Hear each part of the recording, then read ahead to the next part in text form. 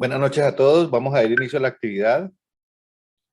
El día de hoy está a cargo de Genji Sakamoto, residente de tercer año del programa de Anestesiología y Reanimación de la Universidad del Valle. Están los tutores Jorge Vargas, Viviana Hoyos y el doctor Caballero. Muchas gracias por su participación.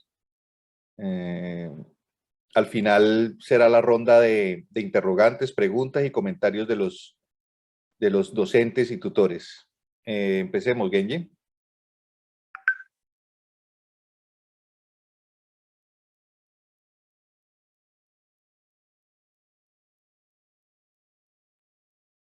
Para evitar algunos problemas que hemos tenido en otras revisiones, el micrófono se activará de acuerdo a la solicitud en el chat por parte de los participantes al final de la revisión, con el fin de que no se interrumpa la presentación de Genji. Genji, tienes habilitado el micrófono.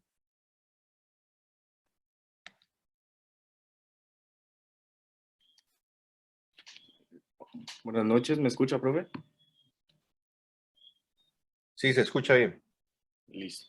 Bueno, muy buenas noches a todos. El día de hoy traje este tema sobre aprendizajes en ventilación mecánica neonatal intraoperatoria. Como mencionó el doctor Caballero, mi nombre es Genji Sakamoto Trujillo, soy residente de tercer año de Anestesiología y Reanimación de la Universidad del Valle. De antemano agradezco a los docentes que me acompañaron durante la revisión de este tema, al doctor Andrés Fabricio Caballero, médico anestesiólogo intensivista, director del Departamento de Anestesiología, al doctor Jorge Vargas, médico anestesiólogo, profesor de la Universidad del Valle, y a la doctora Viviana Hoyos, médica pediatra, neonatóloga, profesora de la Universidad del Valle y neonatóloga del Hospital Universitario del Valle. Para dar inicio, este tema lo traímos a colación, dado a que durante la residencia y la exposición a los diferentes casos que estaban relacionados con esta población pediátrica, que es un grupo muy susceptible, como todos bien sabemos, que es la población neonatal, se han visto algunos desenlaces no tan favorables que nos han hecho revisar qué puntos hemos fallado o qué puntos se pudieran haber optimizado para tener un mejor desenlace en este grupo poblacional. Entonces, para iniciar, la tabla de contenido, vamos a hacer la descripción de un caso clínico, vamos a dar una breve revisión de la fisiología, sobre todo respiratoria a nivel neonatal, vamos a hablar un poquito acerca de las controversias que existen actualmente en estos pacientes, vamos a hablar sobre un punto fundamental en esta charla, que es la máquina de anestesia, sobre la mecánica ventilatoria per se, y al final daremos unas conclusiones. Como el doctor Caballero mencionó previamente, las preguntas las dejamos al final. En el chat pueden escribirlas para que pues, no se les olvide durante el trayecto de la presentación. Este caso lo trajimos a colación. La charla va enfocada principalmente a aquellos anestesiólogos que se exponen incidentalmente o muy poco frecuente con aquellos pacientes pediátricos, sobre todo el grupo poblacional neonatal, para dar acerca de ello unos tips fundamentales a la hora de manejar estos pacientes. Este es un caso clínico de un paciente recién nacido, pretérmino, masculino de 35 semanas, con una edad corregida al momento de la intervención quirúrgica de 39 semanas. Este paciente tenía unos índices antropométricos de un peso de 2.5 kilogramos, medía 36 centímetros y fue remitido a una institución nivel 3, en este caso el Hospital Universitario del Valle, dado que presentaba una masa a nivel inguinal derecha y lo remiten con la impresión diagnóstica de una hernia inguinal encarcelada. El parto fue en nivel 2 sin ninguna complicación, estuvo hospitalizado en este nivel dado pues su prematurez y lo envían para valoración formal por cirugía pediátrica. Cirugía pediátrica, una vez ve este paciente, denota que no es una hernia inguinal que está encarcelada, sin embargo pues programa para una herniorrafia inguinal por vía laparoscópica bilateral. Dentro de la revisión de sistemas y el examen físico, el niño no presentaba ningún otro tipo de alteración en los diferentes sistemas, no presentaba alguna patología relacionada, si bien no tenía estudios ecocardiográficos no se auscultaban soplos ni ningún tipo de repercusión hemodinámica que hiciese sospechar una patología asociada. Este es el niño, todas las imágenes que voy a presentar son con permiso de los padres. Este fue el niño a la hora de ingresar al quirófano. La máquina de anestesia que se utilizó fue una Drager Fabius, que es la que se contaba en estos momentos en el hospital. Se realizó previamente a la entrada del niño al neonato solamente un test de fugas que no revelaba una fuga considerable. No se hizo otros test de autochequeo de la máquina anestésica y se implementó un circuito anestésico pediátrico no neonatal, dado que en el momento en el servicio no se contaba, que adicionalmente a eso tenía un codo. Se utilizó un filtro pediátrico y se utilizó una capnografía de tipo side stream. La inducción anestésica se hizo una preoxigenación con una FiO2 al 100% por 3 minutos. Se utilizaron medicamentos durante la inducción, Propofol 3 miligramos por kilo, fentanil 1 microgramo por kilo, lidocaína 2 miligramos por kilo. El paciente venía ya desde la unidad de cuidados neonatales con un flujo metabólico de 5 miligramos por kilo minuto, y a la hora de realizarse la intubación orotraqueal, se realizaron 2 intentos, el primero con un tubo 3.5 con el balón, sin lograr un éxito al paso del tubo, y el segundo se hizo con un tubo 3.5 sin balón y se fijó a 9 centímetros de la comisura labial. Esta intubación fue la exitosa y no hubo más repercusión en ese momento. Se infló el neuromoperitoneo a 9 milímetros de mercurio como está expuesto. El mantenimiento se hizo una anestesia caudal con levopivacaína al 0.2%, 1.6 cc por kilo se utilizó en la mezcla, sevoflurane, no se hizo bolor de refuerzo con fentanil, y los modos ventilatorios que se programaron desde el inicio de la ventilación mecánica fue un modo controlado por volumen a 6 cc por kilo con una frecuencia respiratoria de 30 respiraciones por minuto, un PIP de 5 y una relación inspiración-expiración 1-2. El flujo de gases frescos que se utilizó durante todo el mantenimiento de la anestesia fue 1 litro por minuto y no se realizó ningún tipo de maniobra de reclutamiento durante la intervención. Esta intervención tuvo aproximadamente una duración desde el inicio de la anestesia hasta que el paciente fue extubado de aproximadamente 1 hora. Este es el registro de anestesia que podemos observar. La cirugía empezó a las 8 y terminó a las 9:10 de la mañana. Al inicio se utilizaron bajo estos parámetros de ventilación mecánica, presiones inspiratorias pico de 22 y ingreso saturando 100% del quirófano. Posteriormente a la inducción anestésica, el paciente fue paulatinamente presentando desaturación. Cuando se infla el neumoperitoneo cerca de las 8:20, la saturación decrece a cerca de 88% y se elevan las presiones inspiratorias en este paciente. Nunca hubo inestabilidad hemodinámica, pero sí hubo una leve disminución de la frecuencia cardíaca. Posteriormente a esto, entre las 8:20 y las 8:30, se procuró pues cambiar o ver qué estaba pasando con este neonato y se intentó realizar un cambio a un modo por presión sin encontrar alguna diferencia. Ante ello, se decidió ventilar el paciente de forma manual, teniendo saturaciones posteriormente a ello por encima de 90% durante la cirugía, con índices de dióxido de carbono al final de la expiración que se mantenían en parámetros de normalidad. Al final el paciente saturaba 86%, previo a la extubación llegó a niveles de 95% y se decidió extubar este paciente, con un punto importante que el ETCO2 estaba en 36. Este no es el niño como tal, pero es para anunciar básicamente cómo se utilizan los tubos. Aquí la imagen aparece un poco recortada, pero quería mostrarles que aquí está pegado el codo al circuito anestésico y ahí, y posterior a esta imagen, también está conectado la capnografía o el SignStream. Entonces, dentro de la extubación se decidió extubar el paciente, tenía estos parámetros ventilatorios, una FiO2 del 90%, con parámetros parecidos al previo, con maniobra manual para ventilar el paciente. La máquina no cuenta con curvas ventilatorias o con bucles. El paciente se puso en espontáneo hasta que empezó a ver la respiración, se recobraba a ventilación espontánea y se trasladó al paciente a unidad de cuidados pediátricos neonatales. Al ingreso de la unidad de cuidados intensivos neonatales, se denotó en el traslado que el paciente posterior a ello empezó a saturarse con pulsoximetría de 88%, llegó con una mala dinámica ventilatoria. Los neonatólogos y el grupo de neonatología, junto con la terapeuta respiratoria, rescatan al paciente, colocan posteriormente una cánula nasal de 2 litros por minuto y en 4 horas el paciente mejora su respuesta ventilatoria y con índices de pulsoximetría normal.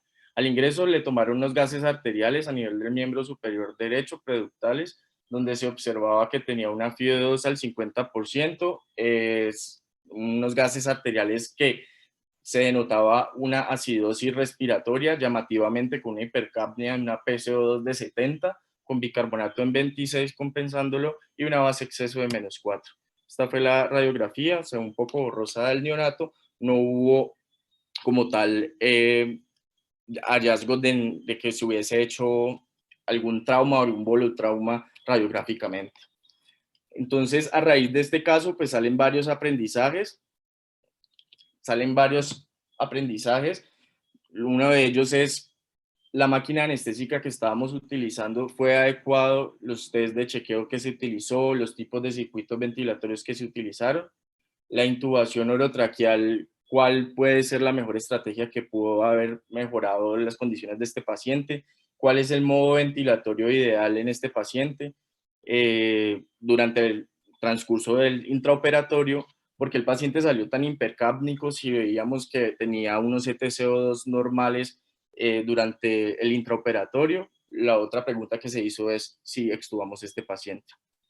Antes de iniciar esto, el caso lo traje a ejemplificar porque es algo que le puede pasar a toda la población de anestesiólogos que no constantemente ven niños y que trabajen en un nivel superior donde se operen neonatos. Entonces no está exento a ninguna persona.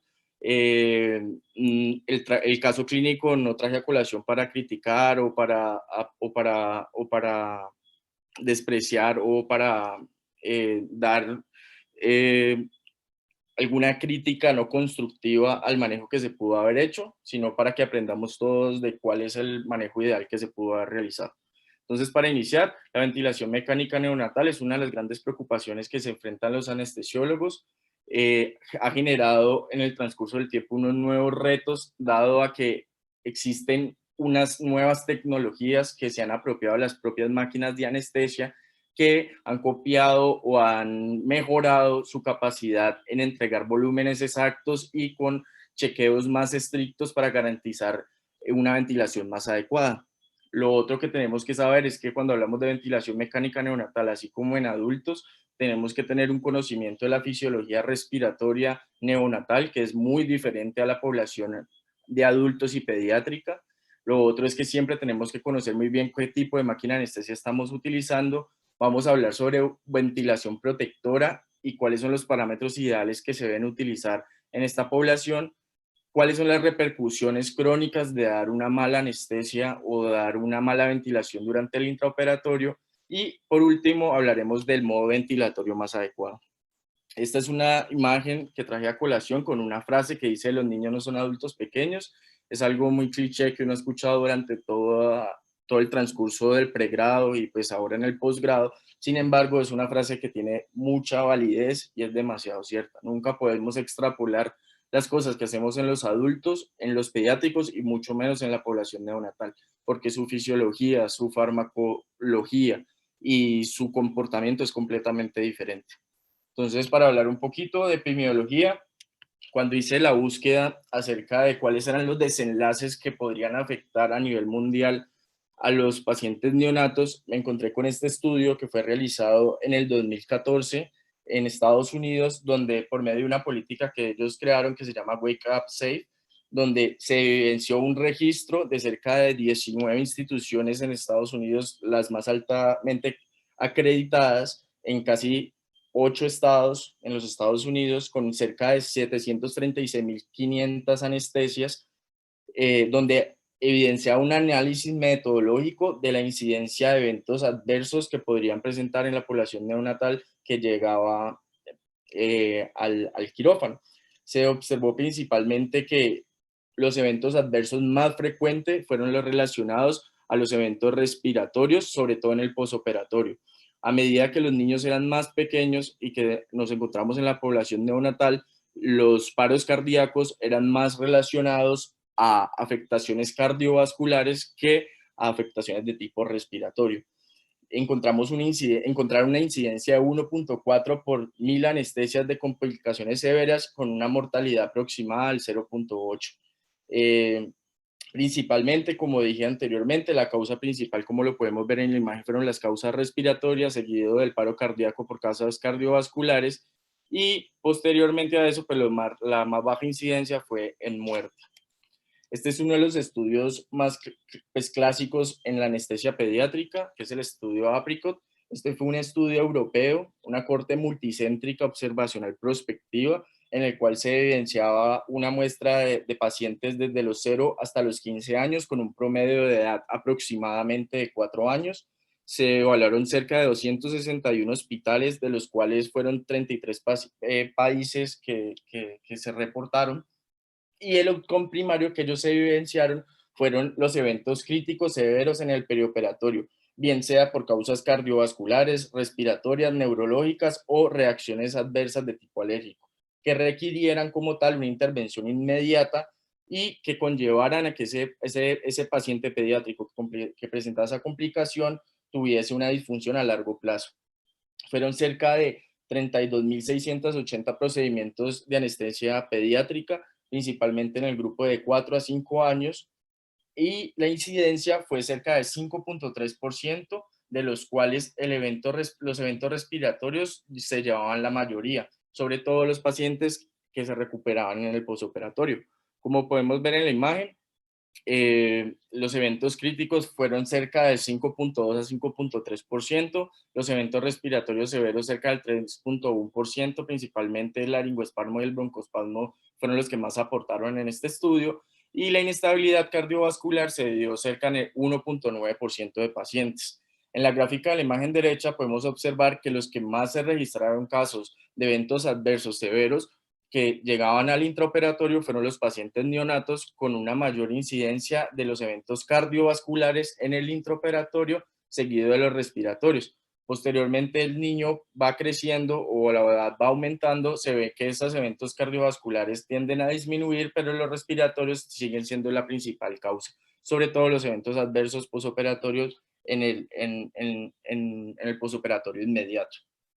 También encontraron ahí varias cosas importantes. Uno es que, como mencioné previamente, las poblaciones más susceptibles fueron los neonatos y los lactantes menor de 1 año. Los antecedentes cardiovasculares, que los niños tuviesen gripa antes del preoperatorio, aumentaba la incidencia de los casos y aumentaba cerca de 3 veces el riesgo de presentar algún evento adverso. Los pacientes que eran hasta 3, si bien la clasificación no está de todo claro en paciente pediátrico, cuando eran pacientes que estaban críticamente enfermos, como era de esperar, pues los eventos adversos eran mucho mayores. Y una de las cosas que se notó es que la intubación sin relajantes se asociaba con mayor riesgo de complicaciones respiratorias, sobre todo de tipo broncoespasmo. Los mayores de 3 años, cuando tenían ronquidos o alguna discapacidad neurológica, también se aumentaba el riesgo. Para aterrizar un poquito en nuestra charla, traje a colación esta gráfica donde los neonatos representan un grupo muy importante y muy susceptible, sobre todo cuando las anestesias lo daban anestesiólogos que no tenían una gran experiencia en el grupo pediátrico o estaban recién egresados, se aumentaba como tal la incidencia de estos eventos adversos. Para hablar un poco de la fisiología respiratoria neonatal, hay que recordar desde la embriología todo lo que ocurre para que se produzca o se desarrolle el tejido pulmonar. Se empieza una edad embriogénica que es cerca de los 0 a 7 semanas, donde básicamente aquí se empiezan a iniciar los pequeños inicios de los conductos pulmonares, seguido de una etapa pseudoglandular, de una etapa canalicular y de una etapa sacular y alveolar que inicia cerca de las 28 semanas. Esta etapa sacular y alveolar es importante porque en esta etapa es donde nacen los niños pretérmino y adicionalmente a eso, en los recién nacidos a término, el crecimiento del tejido pulmonar y de las vías aéreas respiratorias va hasta los 2 a 3 años e inclusive hay estudios que hablan hasta los 8 años. Cerca de un inicio aproximado de 2 millones de alvéolos al nacimiento se van a multiplicar de manera exponencial a tener aproximadamente casi 100.000 alvéolos en la edad adulta. 100 millones de alvéolos en la edad adulta, perdón. Lo otro que tenemos que observar es que sobre todo en la etapa canalicular y en la etapa sacular y alveolar existe una repercusión muy importante cuando administramos fracciones inspiradas de oxígeno muy elevadas, dado que estos alvéolos en formación o esta fase acinar en formación se ve detenida por especies reactivas de oxígeno que van a causar como tal que no se formen las estructuras alveolares de forma adecuada. Por eso la administración o de oxígeno adicional son cosas que tenemos que tener muy en cuenta. No es el objetivo de la charla, pero traje algunas apreciaciones sobre la vía aérea de los neonatos, que es muy importante que las reconozcamos. Una de ellas es que se encuentran varios aspectos que difieren de la población pediátrica y de la población adulta. Una de ellas, como podemos observar, la proporción entre el radio de la cabeza y el radio del cuerpo en decúbito supino es mucho mayor, lo que va a conllevar principalmente a que cuando un paciente se encuentre en decúbito, la cabeza va a tenderse a flejar y eso va a imposibilitar como tal la alineación de los ejes. La lengua es proporcionalmente mucho más grande y larga en correlación a la cavidad oral, lo que condiciona que vaya a ocupar pues, un espacio mucho mayor y se vaya a obstruir cuando el paciente está anestesiado o relajado la hipofaringe por la oclusión mecánica directamente de la lengua. Lo otro que podemos observar aquí en la imagen es que la epiglotis es mucho más angulada, tiene una forma de omega o U invertida, el eje de la entrada a la laringe está en una disposición mucho más anterior, lo que condiciona pues que sea difícil a la hora de generar una intubación en estos pacientes. Lo otro es que la laringe se encuentra superior con respecto al paciente pediátrico mayor y el paciente adulto aproximadamente a nivel de C3, y el sitio de mayor estrechamiento, aunque esto es algo que mencionaré posteriormente, siempre se ha descrito que es a nivel del cartílago cricoides y que la forma como tal de la laringe es en una forma de embudo. Sin embargo, como dije, vamos a hablar un poquito acerca de esto porque ese es el eterno debate entre tubo con balón o tubo sin balón. Lo otro que podemos observar es que los pliegues ariepiglóticos son mucho más cerrados o aducidos, lo que va a dificultar como tal la observación de las cuerdas vocales. La aritenoide, los cartílagos corniculados y cuneiformes son proporcionalmente mucho más grandes que la dimensión laringea como tal, y la vía aérea superior es mucho más colapsable ante la presión externa, por lo cual las maniobras de Burr o las otras maniobras pueden inclusive dificultarnos la intubación.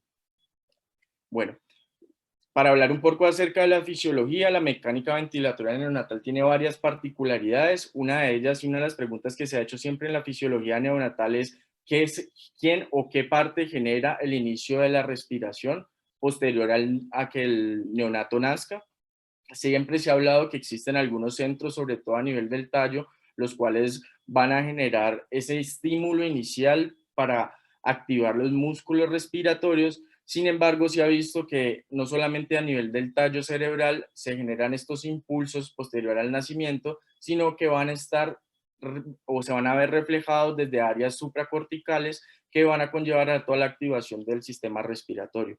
Adicionalmente a eso, se sabe que estas áreas respiratorias reciben unos impulsos aferentes posterior al nacimiento, producto de algunos mecanorreceptores que se encuentran a nivel de la caja torácica, que pueden generar o condicionar el inicio de la respiración. Así, adicionalmente, todo el influjo catecolaminérgico y todo el influjo esteroideo que también activan estos centros.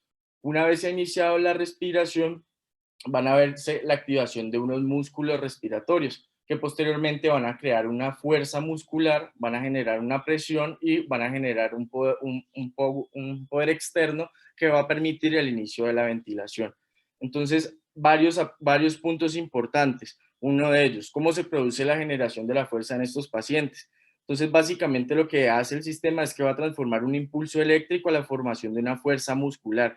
Se ha creído siempre en la fisiología neonatal que las fibras respiratorias, sobre todo el músculo diafragma, trabajan en un umbral muy estrecho de fatiga muscular, dado su condición glucolítica que los caracteriza. Sin embargo, se ha visto en los últimos estudios que eso tiene unas particularidades. Si bien las fibras no son las mismas al diafragma del adulto, se ha visto que cuando los pacientes se inician una hiperventilación y se desconectan en estudios experimentales el nervio vago, se produce también algunos tipos de apnea, que es muy sobresaliente en la población prematura. Entonces, más allá de que la apnea sea producida principalmente por una fatiga muscular, se cree que existe una ritmicidad y una coordinación desde los centros ventilatorios superiores que dificulta como tal la contracción rítmica del diafragma. Lo otro que podemos encontrar es la geometría del tórax. Se sabe que esta geometría no es igual a la de la población de adultos. El diafragma tiene una inserción mucho más horizontal. Adicionalmente a eso, las costillas, su inserción también es mucho más horizontal, no se encuentran oblicuas como en la población de adultos, que principalmente eso está infligido por la gravedad, lo que va a generar principalmente que la área de posición, cuando el diafragma se contrae, no va a ser la misma que lo que ocurre en el adulto. Eso conlleva principalmente a que el volumen residual de los pacientes pediátricos sea mucho menor, y en este caso los pacientes neonatales mucho menor que la población de adultos. Adicionalmente a eso, el abdomen cuenta con una gran distensibilidad por unas características particulares de las fibras musculares del colágeno que manejan, lo que conlleva a que al haber esta gran distensibilidad no se genere esa presión a nivel de la región torácica y el diafragma no coja la forma de domo que se puede ver al paso de los años en la población de adultos. Otra de las características importantes es que la presión que ejerce el músculo diafragma o las presiones transpulmonares pueden llegar a ser similares a las del adulto. A pesar de que exista estas diferencias entre la compliance del pulmón y la compliance de la caja torácica, las presiones transpulmonares pueden llegar a ser similares, con una diferencia en que la tensión que se produce a nivel del diafragma es mucho mayor. Existe un concepto súper importante que es el concepto de disanapsis. Esto básicamente habla, como lo podemos ver en la gráfica, la resistencia y el tamaño del neonato a medida que el niño va creciendo principalmente o se va desarrollando, se ve un proceso muy importante en la población de neonatos. Una vez que crece mucho más el tejido pulmonar que las vías aéreas. ¿Y eso que conlleva principalmente? A que las resistencias, como bien sabemos por la ley de Poisson, van a ser mucho mayores dado este poco crecimiento de las vías aéreas con respecto al tejido pulmonar. Y eso conlleva pues que a la hora de ventilar uno de estos pacientes, pues las resistencias a la vía aérea van a ser mucho mayores. Adicionalmente a eso, pues estamos poniendo un tubo endotraqueal que lo que va a conllevar a que si esas resistencias eran mayores, pues las empeoremos mucho más. Otro concepto importante es la compliance pulmonar. Como dije anteriormente, la compliance pulmonar se encuentra muy disminuida en la población de neonatos. Eso principalmente se debe a que el tejido pulmonar contiene mucho parénquima con un tipo de colágeno tipo 2 y tipo 3 que conlleva a que los alvéolos no se expandan de la manera adecuada y su masa muscular, su masa neta es mucho mayor. Cuando utilizamos este radio entre la compliance dinámica y la compliance estática, podemos observar, como podemos ver en la imagen, que los pacientes adultos tienen esta proporción aproximadamente de 1 o de 0.9. A medida que los neonatos van creciendo, se va igualando esta proporción a los adultos.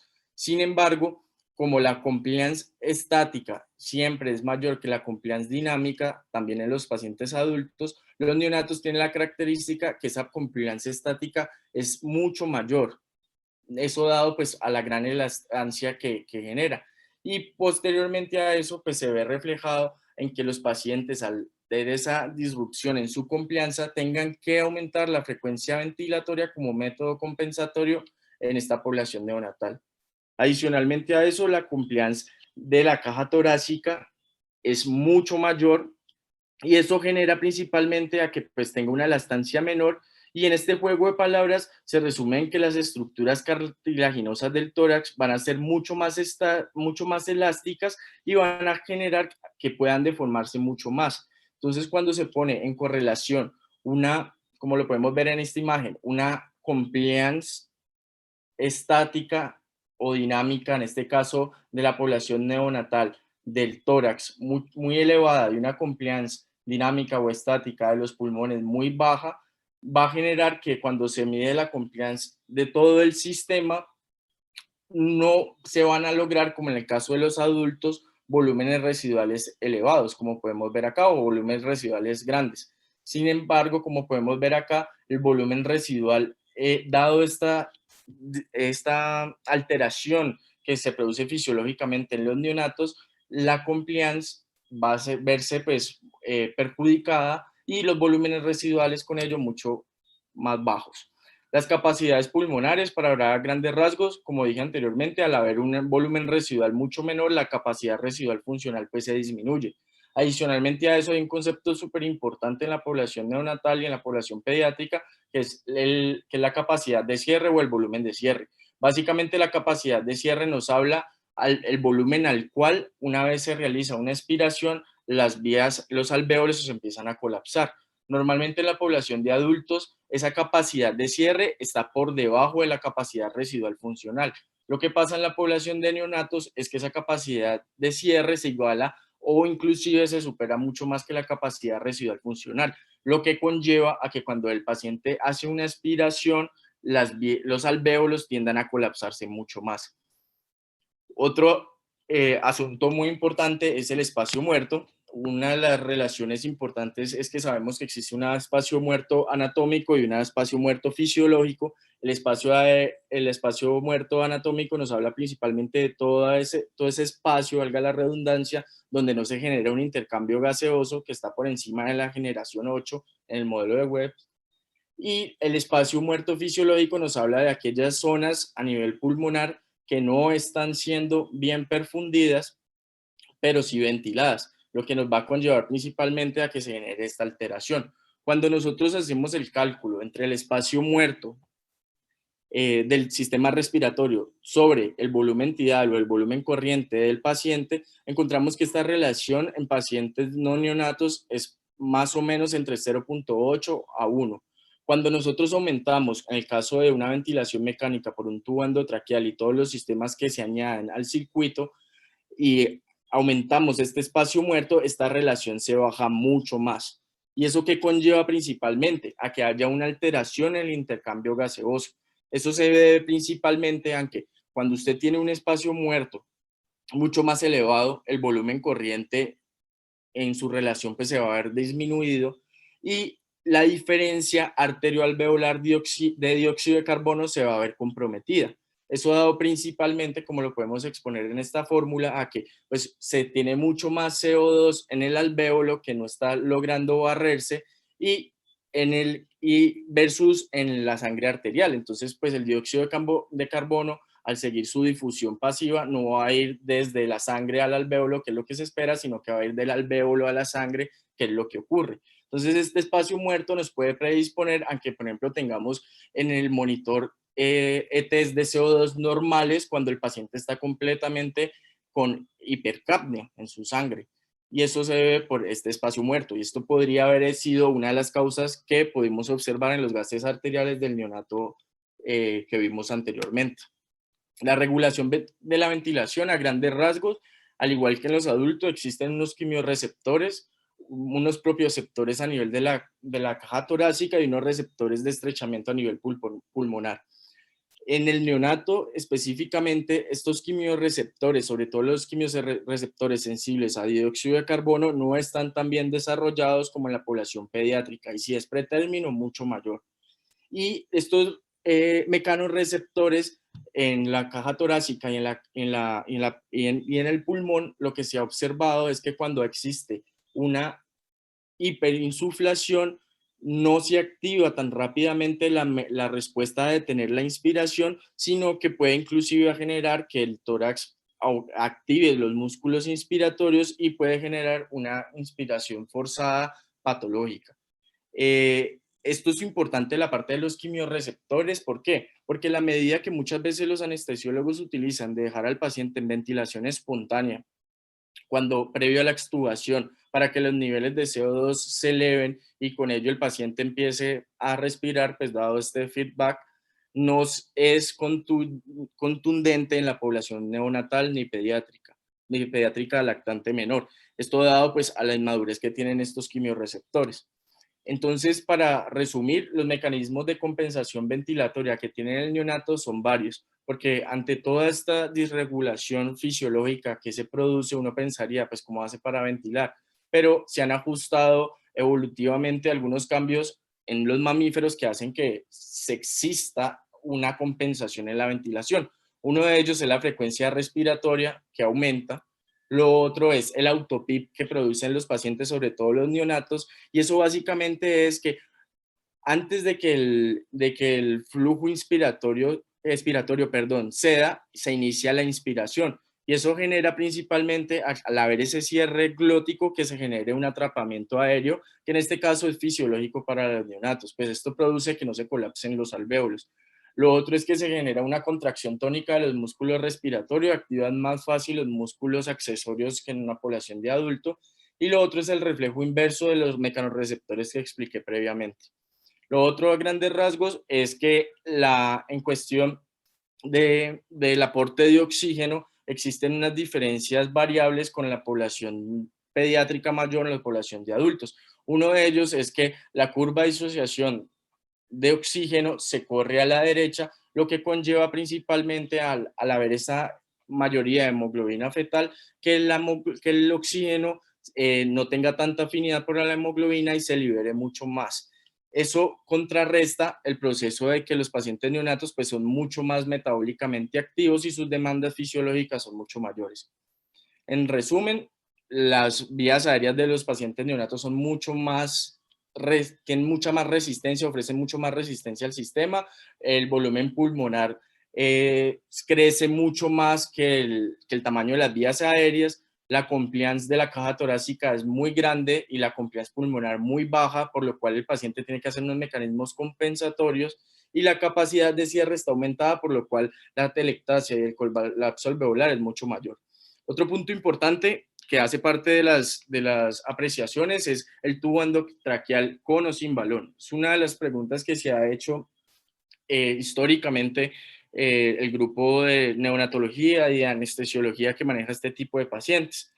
¿Qué pasaba previamente? Existen algunos estudios que fueron realizados cerca de hace más de un siglo, aproximadamente en 1870, donde se analizaban muestras cadavéricas de pacientes desde los 0 hasta los 15 años aproximadamente. En este estudio se observó principalmente que el sitio donde más estrecho se encontraba la vía aérea de la población pediátrica y de la población neonatal era a nivel del cartílago cricoides, y que la forma como tal de la vía respiratoria era en forma de embudo, diferente a la fórmula de la fórmula cilíndrica que tienen los pacientes mayores.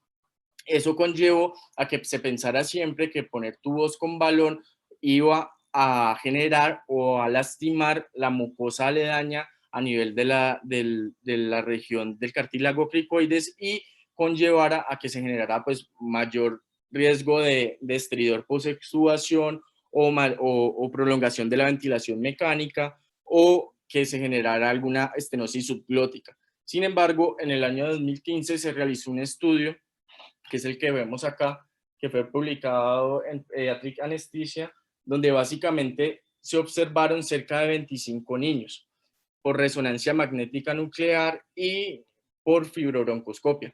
Ahí enunciaron que cuando hacían los diámetros en la medición en el sistema, a nivel del cartílago cricoides, el diámetro era casi igual que a nivel de la región glótica. Y eso conllevó principalmente a que se planteara la hipótesis de que lo que normalmente siempre se ha creído de que tiene una forma de embudo no sea de esta manera. Otra de las cosas que se observó, que es muy importante como lo podemos ver en esta imagen, es que tradicionalmente se pensaba que la vía aérea era de forma circular, pero lo que se demostró en estos estudios es que el AP o las dimensiones anteroposteriores son mucho mayores que las dimensiones laterales. Entonces, cuando se mete un tubo sin balón, va a conllevar principalmente a que estos espacios que señalo acá con el puntero puedan permitir mayor fuga y que se pueda o exista una mayor presión a nivel de las paredes laterales. Cuando se utiliza tubos que contienen un balón, pues se va a ver que se va a ocluir esta parte que va a presentar estas fugas y que las paredes laterales, si se adecuan las presiones de insuflado de entre 15 a 20 centímetros de agua, no van a repercutir como tal. ¿Qué dicen los estudios? Esta es una revisión de Cochrane donde se analizaron cerca de 46 estudios, de los cuales de los cuales se excluyeron cerca de 20, quedaron aproximadamente 26, donde evaluaron cuáles eran los impactos entre tener un tubo con balón o un tubo sin balón en la población menor a 8 años. Cabe resaltar que este estudio casi no tiene población neonatal. Cerca de 2 estudios de los cuales se miraron hacían parte del grupo poblacional neonatal, pero no pediátrico. Y dentro de su hallazgo, como podemos ver en este forest plot, es que cuando se utilizaban tubos con balón, se reducía el riesgo en la unidad de cuidado intensivo de reintubar el paciente. Sin embargo, los otros desenlaces que se analizaron, que fue mortalidad a 30 días, mortalidad a 2 años post-extubación, riesgo de traqueostomía o estenosis subglótica no tuvieron diferencias estadísticamente significativas. Este es un estudio que se publicó en el año 2017, donde se evaluaba los pacientes menores a 3 años, porque, como dije anteriormente, en este estudio se evaluaron principalmente fue población pediátrica lactante mayor. Entonces fue una corte retrospectiva en neonatos menores de 3 kilos que se utilizaban un tipo de tubo que ha salido en los últimos años que se llama el microcuff, como se puede observar aquí en la imagen, que no tiene esta forma de elíptica, sino que es más circular y genera en los estudios un menor trauma de la vía aérea. Ellos quisieron estudiar cuál era el impacto que tenía en esta corte el hecho de poner estos tubos con balón versus sin balón. ¿Qué ellos observaron? Observaron principalmente que no hubo diferencias estadísticamente significativas a la hora de el intercambio de tubos en la unidad de cuidados neonatales. Adicionalmente a eso, miraron que no había un test de fuga cuando se realizaban las pruebas con las máquinas, ni que el paciente se extubara.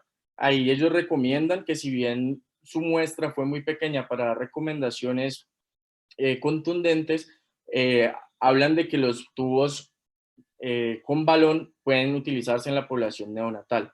Otra de las apreciaciones es que estos tubos neonatales, que se llaman microcuff, no, según su proveedor, no están diseñados para neonatos menores de 3 kilos. Se deberían implementar en neonatos con un peso mayor. Para hablar un poco de las consideraciones de la máquina anestésica, que es parte fundamental de esta charla, hay que recordar que la máquina de anestesia no fue diseñada principalmente para realizar ventilación mecánica en pacientes neonatales. Históricamente los ventiladores han sido desarrollados sus variables para población adulta. Sin embargo, dado el auge de la cirugía pediátrica, cada vez se han desarrollado nuevas tecnologías que han adquirido o han aportado algunos elementos fundamentales de la población pediátrica para incorporarlos. Si bien en la gran mayoría de instituciones no se tienen con estos ventiladores nuevos, tenemos que conocer muy bien la máquina anestésica con la cual trabajamos para poder garantizar pues, a los pacientes la mejor ventilación.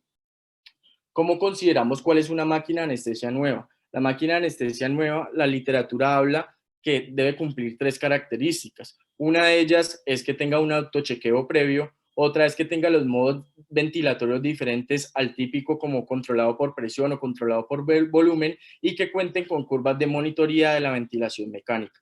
Hago hincapié en esto porque me voy a referir posteriormente a que es un ventilador moderno. Todas las máquinas de anestesia deben ser calibradas antes de su uso por dos razones fundamentales. La primera es que se debe realizar una prueba del correcto funcionamiento de todos los sensores y dispositivos internos, y la segunda es que se debe evitar a lo mayor posible fugas en el sistema, analizar la distensibilidad y analizar cuál es el volumen interno que va a tener ese circuito respiratorio. Con el nuevo advenimiento de estas máquinas nuevas ha conllevado a que muchas de ellas se produzcan unos autochequeos que nos permitan principalmente entregar volúmenes mucho más pequeños a nuestra población neonatal y flujo de gases frescos menores a 1 o no fisiológicos. Entonces, pues acá es para recordar la máquina anestésica, los sensores donde se encuentran. Como bien sabemos, los sensores de flujo se encuentran proximal a la rama inspiratoria y los sensores que nos garantizan pues el volumen que vamos a administrar. Lo otro es que al existirse esto en la rama inspiratoria y no en el tubo endotraqueal, cuando nosotros analizamos la distensibilidad del circuito, podemos tener falsos errores en la interpretación del volumen que le estamos dando al paciente. Entonces, como mencioné, la compliance del circuito es fundamental por dos razones. Una, porque muchas veces los volúmenes que se utilizan en la población neonatal son demasiado bajos y se van a quedar en el circuito. Y segundo, porque cuando nosotros tenemos unas compliance muy grandes o muy estrechas, la administración de los, por ejemplo, de los gases anestésicos va a cambiar como tal las presiones y con ello los tiempos esperados a los cuales nosotros pretendemos hacer un cambio en la profundidad anestésica del paciente. Entonces, como bien sabemos, la compliance del circuito se define como cambios en el volumen del circuito sobre cambios de presión entregados por el ventilador. Y cuando queremos hallar la distensibilidad, lo que hacemos es que ponemos el volumen que hemos programado y lo dividimos por la presión inspiratoria pico que nos da el sistema. Esto es un ejemplo que les traje a colación para saber que si no tenemos en cuenta la distensibilidad del circuito, podemos dar falsos análisis e interpretaciones que estamos dando al paciente que vamos a ventilar. Entonces, un recién nacido a término de 4 kilos con un volumen tidal de 24 cc y que tenga una compliance del circuito aproximadamente 1 cc por centímetro de agua, cuando nosotros hacemos la fórmula, encontramos que el volumen interno de ese circuito es cerca de 25 cc. Y con volúmenes que tenemos programados de 24 cc, pues básicamente no le está llegando ningún volumen a ese paciente. Las máquinas antiguas tenían varias diferencias con las máquinas nuevas, como mencioné previamente, y una de las fundamentales por las cuales ha avanzado tanto esta parte de la ventilación en el intraoperatorio son los autochequeos. Las máquinas nuevas cuentan con un autochequeo inicial que nos va a valorar la distensibilidad del circuito en el inicio, el volumen interno que tiene ese circuito y el test de fuga que la máquina esté realizando. Y con esa distensibilidad que se toma desde el inicio, la máquina nueva hace una autocompensación para entregar los volúmenes adecuadamente. Mientras que las máquinas antiguas, nosotros programamos el volumen, digamos un volumen tidal como el paciente anterior de 24 y tenemos un circuito que no es neonatal y nos dice el sensor que está dando 24 cc cuando realmente no le está llegando nada al paciente y vemos al paciente completamente hipóxico, desaturado y con las repercusiones en su ventilación. Entonces, existen algunas maneras que la literatura nos enuncia para saber qué hacemos con estas máquinas antiguas y nos toca enfrentarnos a una población neonatal con ellas.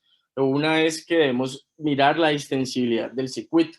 Entonces, ¿cómo lo podemos hacer? Podemos coger el ventilador, fijarlo con volúmenes tidales entre 100 a 200 cc, le ponemos la frecuencia respiratoria más baja y ocluimos la pieza en T. Posteriormente a eso, ponemos a ciclar el sistema y miramos cuánto es la presión inspiratoria pico que produce y aplicamos la fórmula para determinar la compliance. Normalmente la compliance del sistema tiene que estar intrínsecamente relacionada con la compliance del paciente. En el caso del grupo neonatal, la compliance pulmonar es aproximadamente entre 3 a 4 cc por centímetros de agua. Entonces, tenemos que lograr que se ajuste la compliance del circuito un poco a la compliance pulmonar. Lo otro que podemos observar, una vez tenemos la compliance del circuito, cuánto es el volumen interno que existe a nivel de ese sistema. Entonces, lo único que hacemos pues, es despejar la fórmula y así obtenemos como tal el volumen interno. Entonces, cuando, por ejemplo, tenemos un volumen tidal, en el caso del paciente anterior de 24 cc y tenemos programado que nos está dando un volumen interno del circuito de 25 cc, tenemos que aumentar entre 20 cc adicionales para que logre llegar eso al paciente, teniendo en cuenta algunos puntos que voy a considerar posteriormente. Entonces, como dije anteriormente, se deben hacerse con todos los dispositivos que se usarán en la cirugía, se deberá expandir el circuito a la longitud que se debe usar y realizar la prueba con cada cambio de circuito que pasa. Una de las cosas y errores más frecuentes que inclusive ocurre en la población neonatal que utiliza máquinas modernas es que no se expanden los circuitos de anestesia. Entonces utilizan circuitos pediátricos con los tubos y hacen las pruebas con los tubos no expandidos, y eso va a dar una interpretación falsa a la máquina de anestesia, lo que va a conllevar a que haga una sobreestimación, una infraestimación de la compliance, y va a hacer unas correcciones inadecuadas. Esto fue un artículo en el cual se hizo un modelo computacional en el cual se evaluaban la compliance de los circuitos de anestesia y unidades de cuidado intensivo, y se observaba principalmente a que los pacientes que no se hacían estas consideraciones inicialmente de la compliance, su mecánica ventilatoria se perjudicaba e inclusive llegaba a verse valores de hipoxemia en su seguimiento. Cuando se hizo la intervención para que cambiara de esta manera, pues extender estos circuitos de anestesia, se vio que hubo mejoramiento de las condiciones. Lo otro importante es el espacio muerto. Como bien sabemos, el espacio muerto, cuando utilizamos un circuito de anestesia, inicia posterior a la Y del circuito. Y eso básicamente es porque existe en este momento un flujo bidireccional. Como mencioné previamente, si usted aumenta ese espacio muerto anatómico que tiene al ponerle un tubo corrugado, a ponerle un modificador, un capnógrafo, o a ponerle un codo, usted está aumentando el espacio muerto y eso va a repercutir en el intercambio gaseoso. Principalmente, ¿por qué? Porque va a aumentar esa diferencia arterioalveolar de dióxido de carbono, conllevando a que el dióxido de carbono no salga de la sangre al alvéolo, sino que entre del alvéolo a la sangre, torna al paciente hipercápnico, y usted mire en la capnografía que el paciente tiene una normocapnia. Entonces, estos son una imagen de lo que podemos ver, cuánto podemos aumentar en volumen o espacio muerto en los diferentes dispositivos que se le pueden poner al circuito después de la Y. Entonces podemos ver, por ejemplo, que en modificadores pediátricos nos añaden 9 cc, utilizar capnografía SignStream nos puede aumentar 22 cc, codos 8 cc, cuando se utilizan expansores, como lo podemos ver acá, pueden aumentar entre 13 a 25 cc. Entonces, todas estas cosas adicionales que se agregue al circuito ventilatorio, siempre hay que tenerlo en cuenta para corregirlo, si bien la máquina no lo hace. La máquina corrige hasta cierto punto, pero no, si el espacio muerto aumenta mucho más, es importante corregirla y estar pendiente de ello. Entonces, esto es un estudio que se reflejaba los modelos matemáticos que establecían la relación entre el dióxido de carbono alveolar y el volumen muerto. Básicamente lo que se hizo fue una computación algorítmica que evaluaban principalmente cuando aumentaba este radio entre el espacio muerto y el volumen muerto y el volumen tidal, se evidenciaba principalmente que había un aumento de la presión de dióxido de carbono exponencialmente, y eso conllevaba pues a desenlaces fatales en los pacientes. Entonces, estos ventiladores modernos van a optimizar y precisar la entrega de volúmenes adecuados a los pacientes, corrigen la compliance del sistema y los cambios de flujo de gases. Los ventiladores modernos utilizan otro tipo de sistemas que disminuyen como tal el volumen interno, lo que conlleva a que las correcciones no sean mucho mayores. Un tema también un poco polémico es del modo ventilatorio en el cual se deben ventilar los pacientes cuando están bajo anestesia general o están en sedación en unidad de cuidado intensivo, y una de ellas es el modo ventilatorio. Históricamente existen dos modos que siempre son los que más se han utilizado en la población anestésica, que es la controlada por volumen o controlada por presión. Controlada por volumen tiene poca evidencia, es más utilizado en Europa, y la controlada por presión es el modo más frecuente utilizado por los anestesiólogos, los neonatólogos y los pediatras intensivistas. Aquí a grandes rasgos, no es mi propósito dar una charla sobre ventilación mecánica, pero es para recordar pues puntos diferentes para tener en consideración entre controlado por volumen o controlado por presión.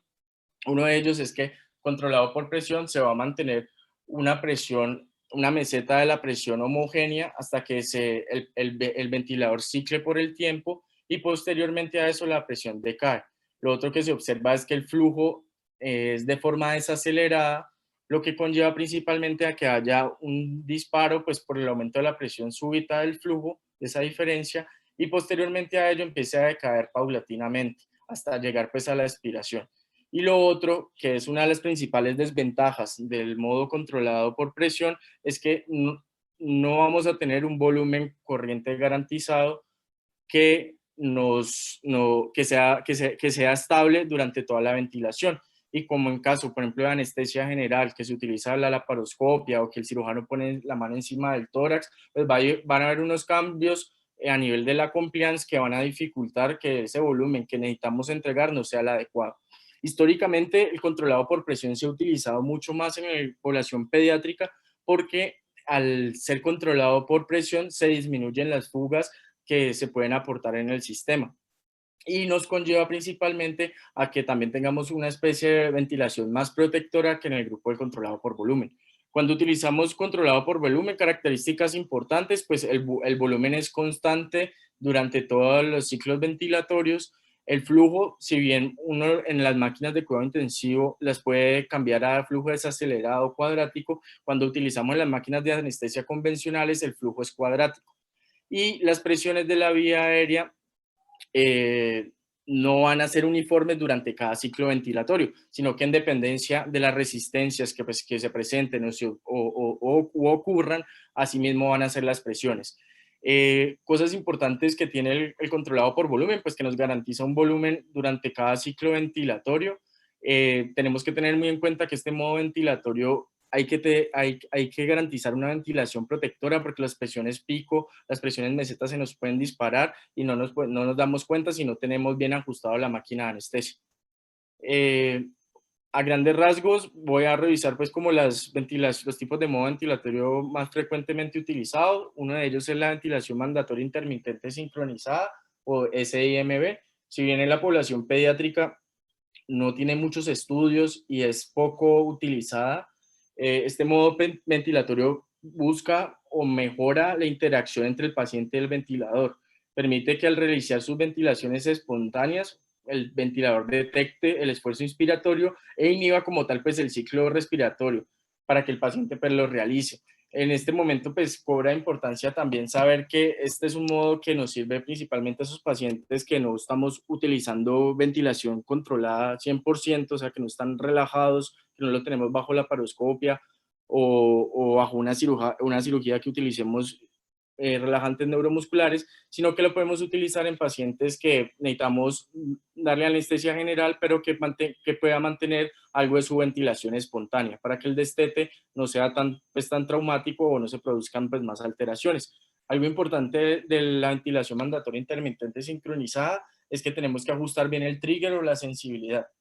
El trigger normalmente es esa sensibilidad por flujo en la gran mayoría de ventiladores que al detectar el flujo inspiratorio que el paciente produce, manda como tal, se inhibe como tal, permitiendo pues la ventilación y la apoya de acuerdo a las diferentes modalidades. Algo importante es que el trigger en población pediátrica y neonatal se tiene que ajustar en uno. Existen algunas máquinas que no lo hacen, la gran mayoría siempre están en dos, pero es algo que tenemos que intentar, pues, en la medida de lo posible, ver cuál es el trigger que estamos aportando al paciente, porque si le ponemos un trigger muy alto, pues no vamos a hacer nada en este modo ventilatorio. Lo otro es la ventilación con presión soporte. Es una ventilación de modo espontáneo, como todos bien sabemos. Básicamente el paciente inicia y termina la fase inspiratoria, mantiene el control de la frecuencia del mismo y de la duración de cada inspiración y de su volumen corriente. Esta modalidad tiene algo importante, es que nos sirve para el destete ventilatorio de los pacientes o cuando necesitamos extubar al paciente, siempre teniendo en cuenta que la presión soporte no la podemos poner muy baja porque al tener un tubo endotraqueal y un circuito que aumenta las resistencias, pues necesitamos vencer esas resistencias para que el paciente tenga volúmenes adecuados. Entonces, lo que dice la literatura que revisé es que se deben utilizar presiones soportes de aproximadamente 8 centímetros. Listo. Entonces, la diferencia básicamente entre la ventilación en neonatos que encontré en la literatura, cuando se compara los modos ventilatorios entre presión, entre controlado por presión o controlado por volumen, es que la mortalidad antes del área hospitalaria no fue estadísticamente significativa, la mortalidad antes de los 2 años de edad corregida tampoco, y la displasia broncopulmonar, como lo podemos observar acá en este metaanálisis, sí fue mucho mayor cuando se utilizaban los modos de presión que los modos controlados por volumen. También lo podemos observar acá en esta imagen, en este forest plot. Los otros hallazgos no fueron estadísticamente significativos en esta revisión de Cochrane. Otra de las cosas importantes que ha salido en boga o ha estado en boga desde los últimos 5 años es la ventilación con volumen objetivo. Básicamente esto es una ventilación que integra las dos variables, una ventilación controlada por volumen y una ventilación controlada por presión, y nos dan los dos beneficios de ambas. Una de ellas es que limitamos las presiones utilizadas en el sistema, lo cual disminuye pues como tal la lesión inducida por el ventilador, y lo otro es que garantizamos un volumen adecuado. En población pediátrica intraoperatoria no hay estudios que nos hable sobre la superioridad o la favorabilidad de uno u otro, pero en los pacientes neonatos que están en la unidad de cuidado intensivo sí se ha visto menores desenlaces en displasia broncopulmonar cuando se utiliza este método. Adicionalmente a esto, pues como podemos ver acá, esto es un estudio que se hizo en cirugía laparoscópica, donde las presiones pico y las compliance dinámica estuvieron a favor del grupo controlado por presión con volumen garantizado, y básicamente esto conllevó a que hubiese un cambio educacional en las unidades de cuidado intensivo con las nuevas máquinas, y conllevara a la disminución como tal de lo que posiblemente se piensa que es la lesión inducida por el ventilador. Eh, Básicamente eso. Entonces, cuando integramos las modalidades ventilatorias en el intraoperatorio, un paciente, por ejemplo, relajado completamente, podemos utilizar ventilación por presión con volumen garantizado. Lo tenemos durante todo el intraoperatorio, por ejemplo, si el paciente está con relajante neuromuscular, y posteriormente a eso, cuando ya se vaya a hacer el destete, podemos ponerle presión soporte superior a 8, y con ello extubamos el paciente. Una de las cosas importantes, ya para finalizar, es la lesión inducida por el ventilador. Básicamente es el efecto directo que tiene el ventilador sobre los alvéolos y la energía que se transmite, lo que conlleva principalmente que haya una disrupción de la matriz a nivel alveolar y de los acinos alveolares, y con ello pues se aumente como tal el riesgo de trauma en estas vías aéreas y en estos lugares de intercambio óseo. Si bien en la población pediátrica y sobre todo en neonatal no hay muchos estudios que nos hablen de ventilación protectora, este estudio nos habla principalmente de 4 factores que tenemos que tener en cuenta para garantizar una ventilación protectora. Una de ellas es tener en cuenta los volúmenes corrientes que estamos utilizando. Los estudios son extrapolados del año 2000 del New England Journal, que nos hablaba de pacientes de SRA que utilizamos estrategias de ventilación protectora, y que cuando los volúmenes tidales se reducía la incidencia como tal de barotrauma. Aquí se extrapoló en esta población y se habla que uno debe utilizar volúmenes bajos, que es aproximadamente entre 5 a 6 cc por kilo para ventilar estos pacientes. Lo otro que se debe tener en cuenta siempre es las presiones pico que desarrollen los neonatos. Como la gran mayoría de veces el paciente es controlado por presión, pues tenemos que ver es la presión pico que genera. Presiones lesivas por encima de 24, se ha visto una asociación con mayor riesgo de displasia broncopulmonar en los pacientes y incurrencia de neumotórax. Lo otro es la FIO2 del paciente, siempre es preservar FIO2 bajas por encima de las FIO2 elevadas, por todo lo que comenté acerca de las reactantes de oxígeno, y que conllevan principalmente también a generar mayor atelectasia. Lo otro es tener siempre maniobras de reclutación o reclutamiento alveolar, principalmente en cirugías prolongadas, en cirugías que se utiliza la paroscopia, o en pacientes de unidad de cuidado intensivo neonatal que están con periodos prolongados. Lo otro es que el reclutamiento alveolar también se tiene que considerar en aquellos pacientes que, por ejemplo, hemos succionado el tubo y hemos dejado abierto el circuito. Eso puede conllevar a que principalmente se genere mayor riesgo de atelectasia. Entonces, este es el estudio que nos habla sobre la lesión inducida por el ventilador. Es un estudio de New England Journal of Medicine. Aquí es donde se extrapoló principalmente los hallazgos a nivel de la población neonatal. En ella principalmente lo que hicieron fue bajar en pacientes de SRA los volúmenes de 12 cc por kilo a 6 cc por kilo. Lo otro que tenemos importante que considerar es que el bolotrauma en estos pacientes son estrategias de protección pulmonar que tenemos que tener siempre en consideración, tratar de utilizar los volúmenes más bajos. Entonces, dentro de ello, la aplicabilidad clínica, no existe una recomendación como tal con suficiente evidencia, los estudios todos son extrapolados a la población de adultos, tratar de utilizar valores cercanos a los fisiológicos de volúmenes corrientes, nunca mayores de 10 cc por kilo, tener en cuenta siempre las presiones inspiratorias pico, que no nos supere por encima de 24, en condiciones que podamos utilizar flujos desacelerados, como por ejemplo en los controlados por presión, se cree que tienen menor impacto en el trauma que se puede ocasionar en las vías aéreas. Y lo otro es que si contamos con el método de presión con volumen garantizado, tenemos que utilizar. No existen muchos estudios en la población pediátrica, pero pues es algo importante. Lo otro tema importante es el driving pressure, también son de estudios extrapolados de adultos. Este básicamente nos habla de las fuerzas de cizallamiento que ocurren entre unas presiones inspiratorias elevadas con unas speed bajas, que van a generar principalmente unas fuerzas de cizallamiento a nivel alveolar y con ello un daño o una disrupción en estos alvéolos. Se debe procurar que las presiones plató sean por debajo de 30 y que las driving pressure estén por debajo de 15 cuando se utiliza el modo para evaluarlas. Las maniobras de reclutamiento, existen varias maneras de reclutar los alvéolos. Los estudios clásicos nos hablan de por medio de ventilación manual en el intraoperatorio, infligir presiones entre 35 a 40, aproximadamente entre 15 a 20 segundos, lo que conlleva principalmente a que se genere pues, una sobredistensión alveolar y con ello un reclutamiento.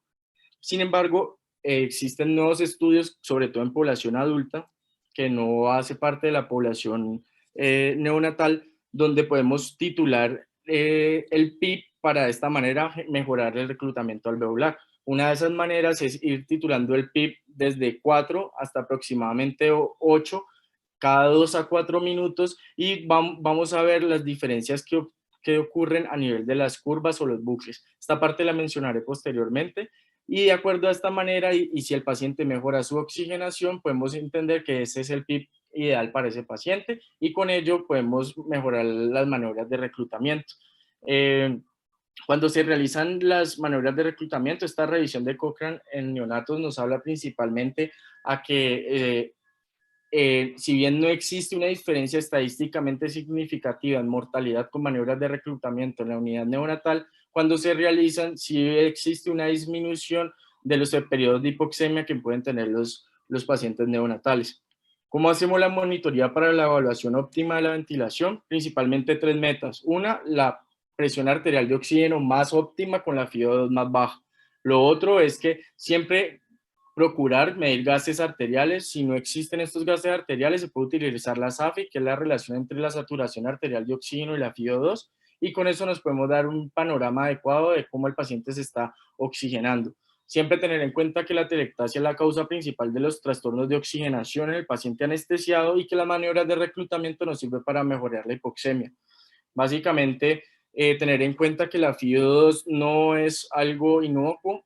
Si nosotros infligimos estas FiO2 elevadas al 100% durante toda la cirugía, un pretérmino, podemos conllevarlo a que se presente patologías como la retinopatía del prematuro, como lo podemos observar aquí en este forest plot.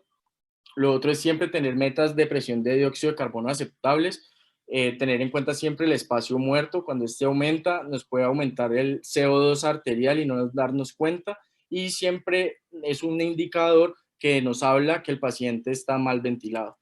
En capnografía, ¿cómo podemos observar eso? Entonces, existe alguna maniobra. Entonces, vemos que en el capnógrafo las ETCO2 están normales y tienen unas curvas normales, pero vemos que el paciente se empieza a desaturar, tenemos sospecha de que el espacio muerto está perjudicando al paciente, es una máquina antigua.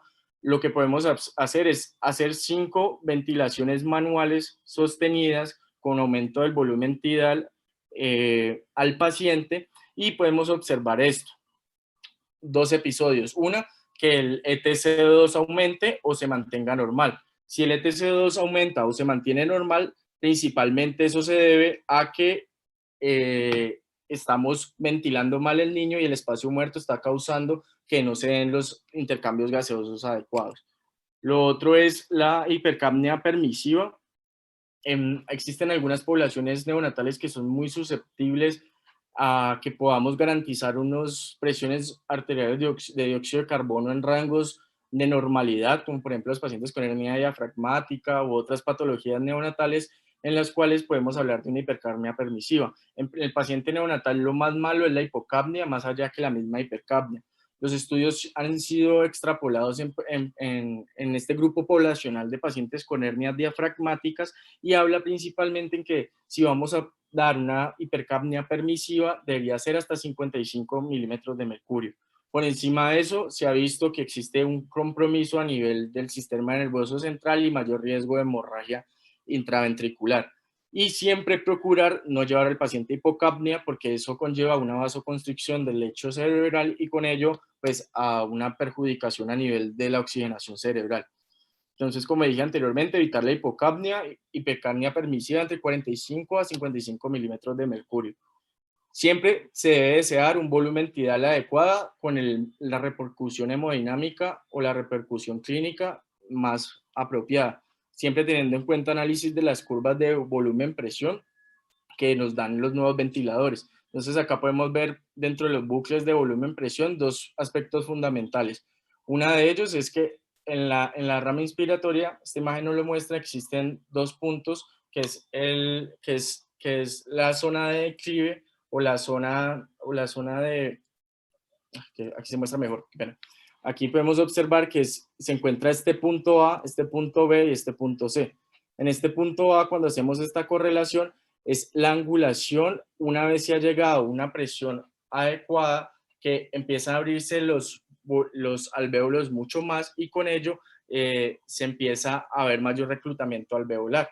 Y el punto C es el punto de inflexión en el cual a nivel expiratorio se empiezan a colapsar o empiezan a haber un decremento como tal de los alvéolos. Y existe una línea acá que es la histéresis que nos habla como tal de cuánto es lo que se está necesitando de presión y de volumen en la línea inspiratoria versus la expiratoria. Entonces acá pongo esta imagen de PIP ideal porque, como mencioné previamente, uno puede hacer titulaciones de PIP de acuerdo para ver cuál es el PIB ideal y cómo vamos a reclutar a ese paciente. Entonces, una de ellas es que podemos ir aumentando progresivamente el PIB cada 2 a 4 minutos y vamos mirando cómo va cambiando este punto de inflexión A. Dado que si el PIB va aumentando, quiere decir que hay mucho más alvéolos reclutados y una vez la inspiración inicie, se va a alcanzar mucho más rápido el reclutamiento alveolar y se va a mejorar este punto de inflexión. Lo otro también que podemos ver con las curvas de volumen-presión es si el paciente tiene una sobredistensión. Entonces, como podemos observar en esta imagen, aquí en esta imagen como en forma de pico, nos habla principalmente que los alvéolos están sobredistendidos por una presión que se está haciendo de más en el sistema, lo que puede ocurrir en que se haga pues el daño o la lesión inducida por el ventilador. Las curvas de presión-tiempo son también bastante valiosas, principalmente nos habla de varias cosas. Una de ellas podemos ver las presiones pico. Si hacemos una pausa inspiratoria podemos ver las presiones de meseta. Cuando hacemos la diferencia entre la presión pico y la presión de meseta podemos hallar la resistencia de la vía aérea. Podemos también hablar un poco del driving pressure, si hacemos la diferencia entre la presión meseta y la PIP, para hacer una ventilación mucho más protectora. Entonces nos arroja varios valores importantes que se pueden analizar inclusivemente visualmente en las máquinas o en los ventiladores. Por ejemplo, si encontramos que el paciente tiene una presión pico muy elevada y una presión de meseta muy elevada, podemos o nos puede hacer sospechar que ese paciente esté ante una causa obstructiva, hacia una causa de una disminución de la compliance. Si por el contrario la presión pico está muy elevada y la presión meseta se mantiene normal, nos puede hacer entender que ese paciente tiene un fenómeno obstructivo en sus vías respiratorias. Y por último, las curvas de flujo o volumen. Básicamente, este es el ramo inspiratorio y el ramo expiratorio. Aquí en estas gráficas podemos saber cuándo existe una obstrucción intra o extra torácica. Aquí básicamente podemos observar que esta curva inspiratoria está mucho más disminuida, con un inicio tortuoso, nos puede hacer pensar que existe una oclusión a nivel del tubo endotraqueal con una expiración normal. Aquí podemos observar principalmente que existe agua o existe alguna partícula a nivel del tubo endotraqueal que nos esté generando este patrón así, que básicamente limita los bucles en la inspiración cuando se hace el análisis de estas curvas. Lo otro es que cuando la obstrucción del tubo del acabamiento es mucho mayor, pues podemos observar curvas mucho más disminuidas como es en este caso. Y eso era todo lo que les traía por contar. Perdón si me demoré un poquito. Muchas gracias.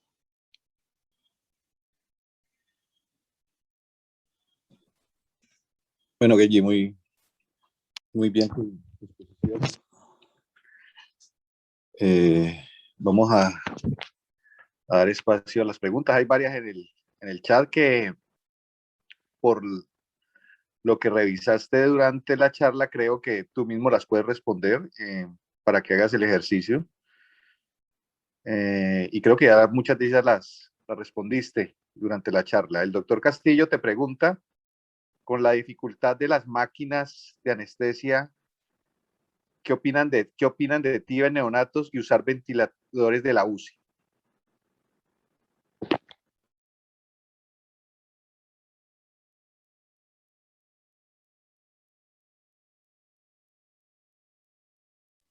Qué pena, es que tenía el micrófono desactivado. Profe, pues respecto a la dificultad de las máquinas de anestesia, sobre todo cuando se tienen esas máquinas pues antiguas que no nos garantiza como tal unos autochequeos o unas cosas adecuadas para poder garantizar los volúmenes exactos a los pacientes, pues una de las propuestas es que se puede utilizar los ventiladores de la unidad de cuidado intensivo. Muchos de los ventiladores que ellos tienen son ventiladores que tienen sensores adecuados, que es una de las dificultades también que tienen nuestras máquinas. Y lo otro es que se utilizan mecanismos de autochequeo.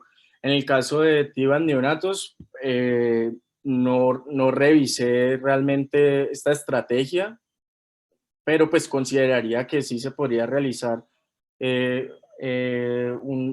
pues un manejo anestésico diferente en este grupo poblacional. Sin embargo, como dije previamente, no revisé este método.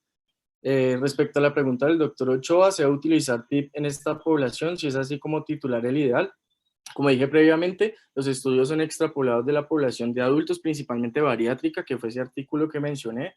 Ellos hablan principalmente que se debería titular el PIP desde inicio de 4, o sea, desde el fisiológico, cada 2 a 4 minutos y subiéndole entre 1 a 2 al PIP y ver cuáles son los cambios que se observan a nivel de los bucles. Entonces, una de las cosas que se puede observar en los bucles es la inflexión a nivel de la rama inspiratoria en el bucle de presión-volumen, y si esa inflexión se reduce, quiere decir básicamente que la distensibilidad ha aumentado, o sea, se ha aumentado el reclutamiento alveolar, y teniendo en cuenta también que no exista repercusión hemodinámica en ese paciente, podemos titular que ese es el PIP como ideal a la hora de realizar ese tipo de estrategia.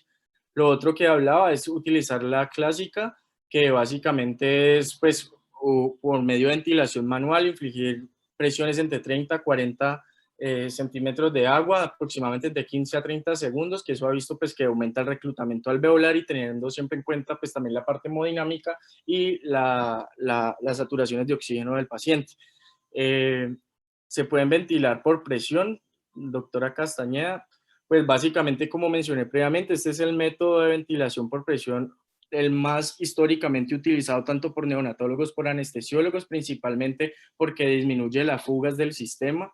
Sin embargo, como mencioné, una de las dificultades principales de la ventilación por presión es que no garantizamos un volumen al paciente, y más en el intraoperatorio, donde por ejemplo existe la cirugía laparoscópica, cuando hacen compresión torácica, eso conlleva que las distensibilidades sean afectadas y con ello pues el volumen no se garantiza, por lo cual el advenimiento de la ventilación controlada por presión con volumen asegurado se ha vuelto una de las estrategias más importantes en el ámbito intraoperatorio, sobre todo en cirugía laparoscópica, dado que el volumen se garantiza y también se previene de que se hagan daños inducidos por el ventilador.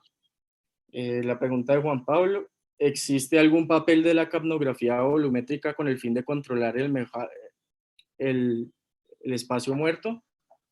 Pues esto yo lo mencioné al final.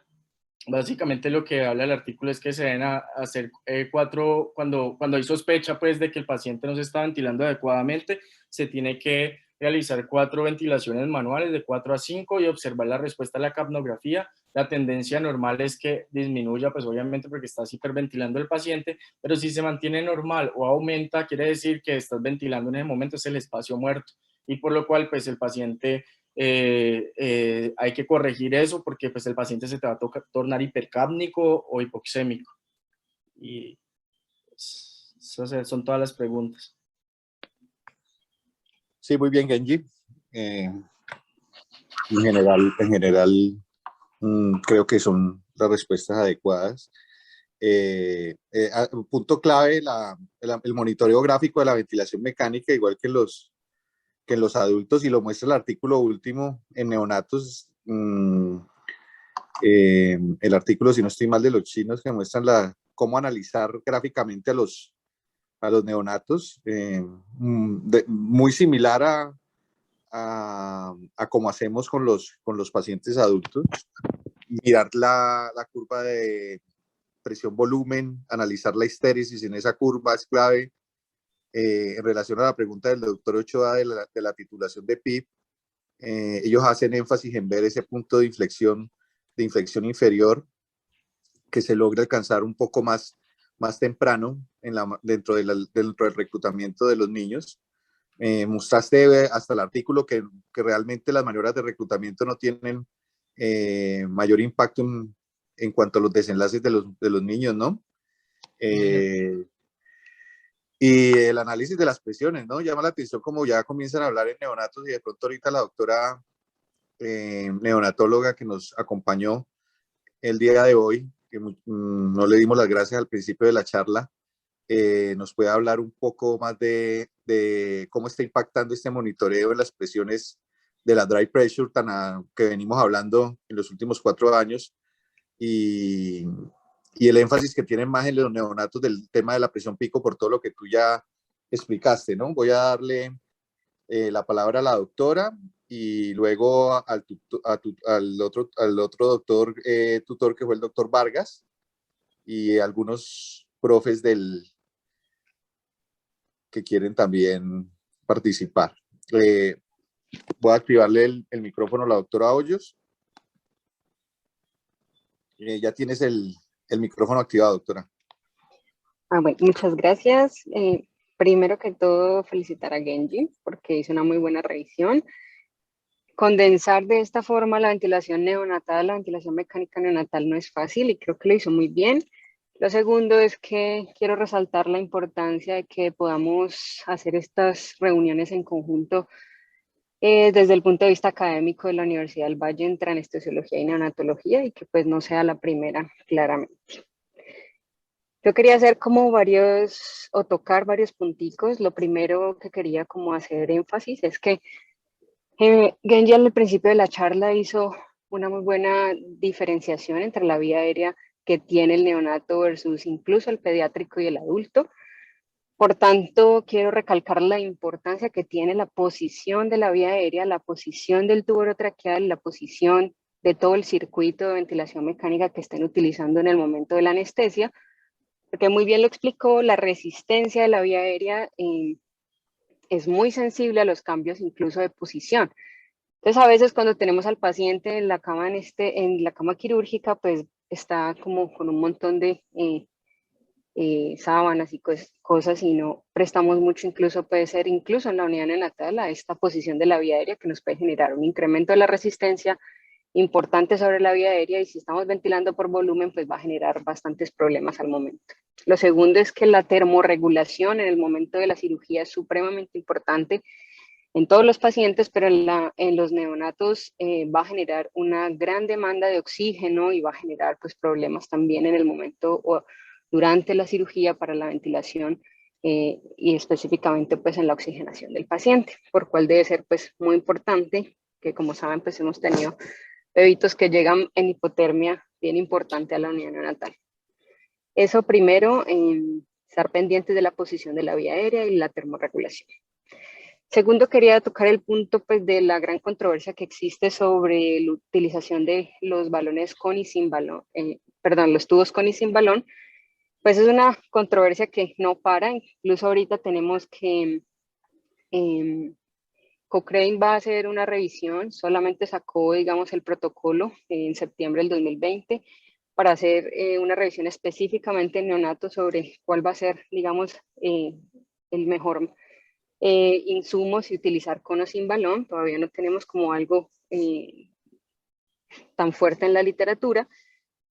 Hay cosas a favor y en contra, pero quisiera hacer mención porque no estoy segura si en el hospital tenemos estos microcubes que permitirán utilizar los tubos con balón específicamente en nuestra institución, y además lo que mencionaba Genji que revisamos y era que no estaban documentados para utilizarse en menores de 3 kilogramos. Por tanto, también para nosotros es muy importante el uso pues de los por ahora en la unidad también pues de los tubos sin balón, adicionando que me permite tener un tubo de un poco mayor calibre interno y me va a generar también menor resistencia pues a estas vías aéreas de conducción, que pues como hemos mencionado es un gran problema en la ventilación mecánica de los neonatos. El tercer punto que quería tocar es con respecto a la ventilación por volumen. Nos hemos documentado o ha documentado la literatura que el volumen es el principal factor en la ventilación mecánica que va a generar lesión asociada al ventilador. Por tanto, poder controlar el volumen con estos nuevos ventiladores para ventilar por volumen garantía o volumen control, pues es lo ideal. Sin embargo, esto requiere, como Genji lo mencionó, unas nuevas máquinas, unos nuevos ventiladores que en países de bajos y medianos ingresos, como todavía lo es Colombia, en muchas instituciones todavía no los tenemos disponibles ampliamente. Por ejemplo, en el hospital solamente tenemos un ventilador que nos provee ventilación controlada por volumen o garantizada por volumen. En tanto, históricamente se ha utilizado y se sigue utilizando en muchas instituciones en la actualidad de la ventilación por presión. Pues sumando pues que no vamos hacia el ideal que va a ser ventilar a todos nuestros pacientes por volumen y que ha tenido pues una muy buena literatura que lo apoya en los neonatos cada vez más pequeños. Y adicionalmente, pues estos ventiladores nos permiten hacer la compensación de la fuga que tiene los tubos sin balón, que sería pues el plus, y nos permiten compensar todo este espacio muerto que tiene el circuito, y esto es muy importante para garantizar realmente cuál es el volumen que estamos entregando al paciente. Y en ese orden de ideas también me comentaba Genji que teníamos unas máquinas de anestesia que no son tan nuevas y que vamos a tener muchas dificultades cuando ventilamos por volumen, estar realmente garantizando el volumen que nosotros deseamos colocarle al paciente. Entonces no sé qué tan fácil realmente sea para ustedes ventilar por volumen y qué tan efectivo sea ventilar por volumen con este tipo pues, de máquinas que tenemos, digamos, actualmente en el hospital universitario. Con respecto a los modos ventilatorios, el más utilizado en la unidad neonatal sigue siendo el SIMB, pero en combinación con la presión soporte. Sin embargo, la presión soporte sola no se puede administrar en un paciente que esté todavía muy sedado o pues claramente no en el relajado, porque solamente disparará las ventilaciones si el paciente arranca la ventilación y es censada pues por este sensor de flujo. En tanto, pues el SIMB es, digamos, una muy buena opción, es la que más utilizamos, por ejemplo, en nuestra institución. Y finalmente algo de FiO2, como lo dijo Genji, no es inocuo, es súper importante para nosotros, dispara unas reacciones de estrés oxidativo súper importantes, genera mucha remodelación en la vasculatura pulmonar, disfunción endotelial que va a ser mucho más difícil ventilar al paciente en el posoperatorio o incluso pues si tiene una patología grave de base desde el punto de vista pulmonar. Y con respecto a la hipercapnia, incluso podemos tolerar niveles tan altos como 60 máximo, siempre y cuando el paciente tenga una hemoglobina en metas entre 10 a 13 preferiblemente para evitar que se caiga pues el flujo sanguíneo o la presión de perfusión a nivel cerebral. Podemos entonces permitirnos hasta 60, sobre todo en los más críticos, siempre y cuando, vuelvo y repito, con esta hemoglobina en estos niveles entre 10 a 13. Por ahí estaba leyendo una de las preguntas que hablaba sobre el uso de PEP. Para nosotros la ventilación mecánica invasiva no se concibe sin PEP. Utilizamos siempre el reclutamiento en base a PEP, que para nosotros, digamos, tenemos unos niveles que no superen entre 5 a 6 es lo que más ampliamente utilizamos y casi nunca utilizamos PEPs por encima de 8 porque está documentado el riesgo de incremento 2.5 veces más de hacer neumotoras a tensión. Entonces hay que tener también un poco de precaución y pues no dejar de reclutarlos con PEPs menores a 5 porque podemos tener también inconvenientes. Muchas gracias, doctora. Te tenía una pregunta, oyéndote, y en relación a la evidencia y dentro de la charla de Genji, el modo al final que habló Genji, volumen asegurado regulado por presión, ¿lo están implementando ya? O como dices, que el que más estás implementando actualmente es SIMB más presión soporte. Sí, estamos utilizando más SIMB con presión soporte, digamos que puedo decir lamentablemente porque solo tenemos un ventilador de los nuevos. Cuando utilizamos el ventilador nuevo se utiliza volumen control, volumen garantía soportado con presión. A veces Volumen asegurado regulado por presión. SIMB con volumen garantía es una muy buena opción y si el paciente ya está pronto o cercano a la extubación, ese volumen garantía con presión soporte es una muy buena opción también para nosotros. Generalmente nunca utilizamos el volumen garantía, digamos, como único, sino en combinación con SIMB con volumen garantía y en la progresión del destete ventilatorio, presión soporte con volumen garantía. Incluso, Gracias. pues tenemos en este ventilador nuevo que es un híbrido porque permite ventilación de alta frecuencia oscilatoria, hacemos ventilación de alta frecuencia oscilatoria con volumen garantía, pues que digamos lo último que se está estudiando y se está implementando.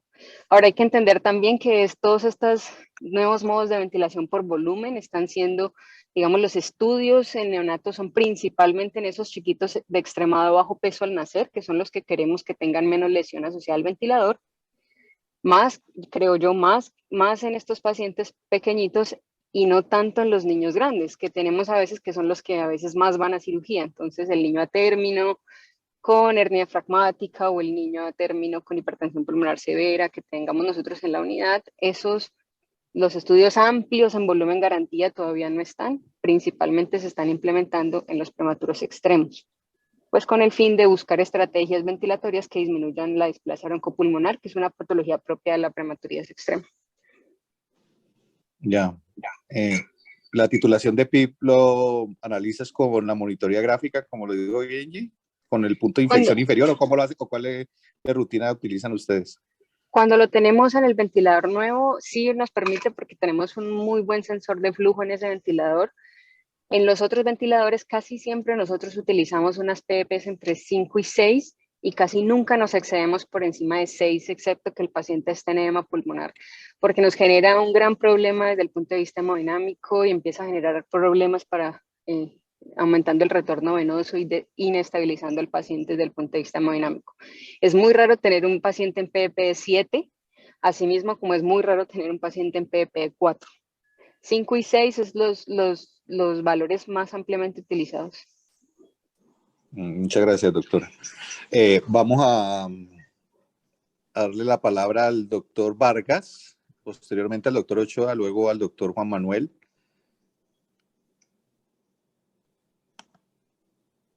Jorge, tienes el micrófono abierto. Bueno, buenas noches a todos. Muchas gracias a la Genji pues, por esa exposición tan supremamente práctica y pertinente. Y a la doctora, pues, porque demuestra que integrando los servicios realmente pues todos aprendemos y mejoramos el cuidado que tenemos a nuestros pacientes. Unos comentarios, pues yo creo que de la misma forma en que cirugía ha avanzado y ha tenido pues dispositivos nuevos y se hacen procedimientos como la laparoscopia, las toracoscopias que se saben que disminuyen de forma abrupta la distensibilidad pulmonar y nos va a comprometer pues la ventilación mecánica en estos pacientes. pues nosotros también tenemos que mejorar nuestros equipos. O sea, no podemos contar con los mismos equipos y ventilar a estos pacientes manual o con balón, pues definitivamente no es lo ideal. Y en cuanto a lo que han comentado los compañeros de usar los ventiladores de recién nacidos, pues puede ser una opción, pero definitivamente yo creo que lo mejor es contar con ventiladores de anestesia, con, con los volúmenes, con los modos ventilatorios con volumen garantizado, eh, con todos los mecanismos de monitoría expiratoria y compensando las compliancias de los circuitos y teniendo un adecuado analizador de gases, porque el TIVA en los recién nacidos, si bien pues se ha demostrado que es seguro, específicamente con el Propofol pueden existir varios problemas. Primero, pues el acceso venoso va a ser muy difícil y tendríamos que contar con un acceso venoso bien o con un acceso central y tener forma de estarlo vigilando todo el tiempo. Recordar que ellos tenemos que darles no solo el flujo metabólico, sino reponer pérdidas con cristaloides y además de eso contar con TIVA, con 2 medicamentos, pues va a ser algo supremamente difícil de controlar. El Propofol además, pues hay que recordar que el Propofol en un Síndrome de recién nacido infusión. no, eso, de acuerdo. Incluso en infusiones cortas, hasta de menos de 2 horas en el recién nacido, se ha documentado el síndrome de infusión por Propofol. Y pues hacer los cálculos también va a ser más complicado. No hay ningún modo que haya demostrado, o sea, con los gases seguimos teniendo un sitio efecto conocido en el recién nacido, mucho más predecible que con los modos que existen de TIVA. Y además en estos niños, pues dar Propofol primero a dosis muy altas no está indicado. Hay que recordar que no son los niños, no a todos los niños se les dan 4 o más por kilo. A los recién nacidos no. Los recién nacidos se debe titular adecuadamente el Propofol y menos si es un paciente crítico, porque podemos o inducir un paro o revertir los CHUNS en los recién nacidos y en los prematuros o inestabilizar totalmente al paciente. Sigue siendo mucho más, más tolerado manejar estos pacientes con dosis altas de fentanil, gases anestésicos, tener la monitoría adecuada de los gases anestésicos y las técnicas regionales de anestesia. Entonces, pues yo creo que lo que debemos apuntar es a mejorar nuestros equipos para poder brindar también una anestesia segura en estos pacientes. Gracias. Lo que tú dices es clave en nuestras máquinas de anestesia. Como nota de información, la universidad nos va a dotar un quirófano específicamente de pediátrico. Eso ya se está cuadrando con Universidad Hospital y pues va a tener una máquina de anestesia con todas las modalidades ventilatorias de última generación. Y pues ahí vamos a, uno de los puntos claves que dijo Genji, que me parece que a veces se nos pasa, es la medición de la compliance del circuito. Y a veces uno se pregunta, pero si lo estamos ventilando, ¿por qué se nos desaturó tan rápido y por qué se está llevando a desaturaciones tan rápidas y terminamos, como tú dijiste, ventilándolo manualmente? Y yo creo que es por eso. Y como Genji lo dijo, estas máquinas modernas pues traen esas mediciones y esos ajustes que me parecen claves. Y sí, definitivamente infusiones de Propofol en los neonatos pues prácticamente contraindicadas. De hecho, el síndrome de infusión de Propofol fue donde primero se describió, fue en estos niños desarrollando una miocardiopatía por la eh, por la poca por ese problema mitocondrial que produce en los miocitos por su inmadurez. El doctor Ochoa, te voy a dar el micrófono.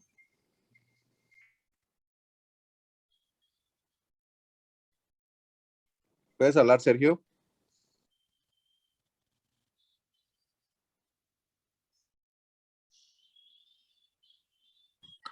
Buenas noches. Hola, Sergio. ¿Me escuchan aquí? Sí, sí, te escucha bien.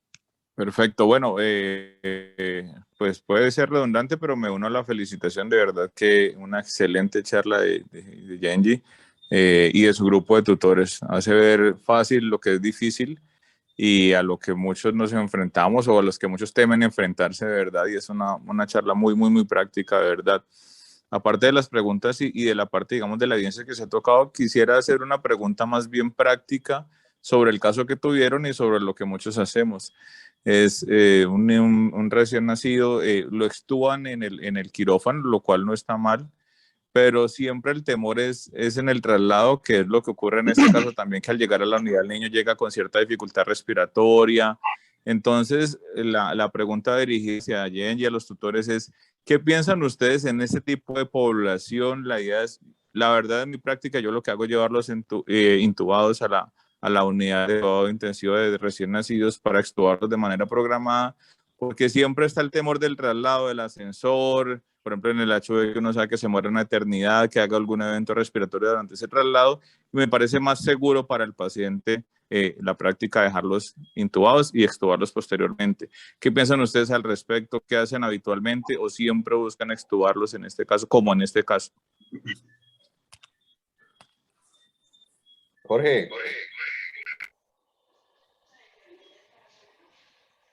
¿Tú primero? Pues sí, definitivamente si uno ha tenido problemas durante la ventilación en el intraoperatorio, sí, yo creo que es la conducta más correcta. Tendría uno que tener una muy buena monitoría y para estar seguros, incluso no tanto confiarse de los valores de CO2 del analizador, sino tener presiones parciales de CO2 o si cuenta pues con oximetría cerebral o que te mida también el CO2, pues si todos los parámetros están estables, uno lo podría intentar. Pero pues si tiene alguna duda en que su monitoría no es la adecuada y tuvo alguna complicación con la ventilación en el intraoperatorio, también creo que es lo más seguro. También lo hacemos nosotros.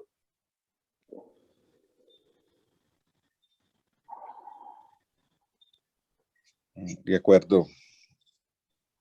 De pronto yo este niño no fue mi caso, pero pues todo retrospectivo es más fácil. Yo no lo hubiera estubado y no hago muchos niños, pero no hago niños tan seguidos, pero sí los hago. Tampoco los hago con una vez al año, no. Con relativa, mensualmente hago algunos casos, pero no con lo seguido que hace Jorge, ¿no? Entonces yo creo que, como lo dijo Jenny al principio, ¿no? Este tipo de pacientes, entre más se hagan, se genera como todo en medicina una mayor seguridad y confianza. Pero en el punto y en el escenario clínico de este paciente, pues yo lo hubiera llevado intubado a la unidad neonatal. Por todos los problemas que tenemos actualmente de máquinas, ¿no? Y lo que se ha hablado, no compensan el espacio muerto, no tenemos un punto exacto de su CO2, y si no estoy mal, no sé si Genji lo mostró, pero yo había visto unos gases perioperatorios de este niño que tenía siempre algún impacto en la perfusión. Entonces yo sí hubiera sido un poco más conservador en ese punto, pero pues lógicamente esto es retrospectivo y no fue directamente mi caso. Vamos a darle la palabra, no sé si tengas algo más que comentar o le damos la palabra a Juan Manuel, que está levantando la mano.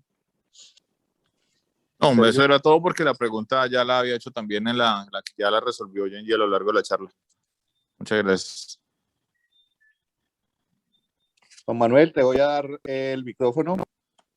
Puedes hablar, Juan.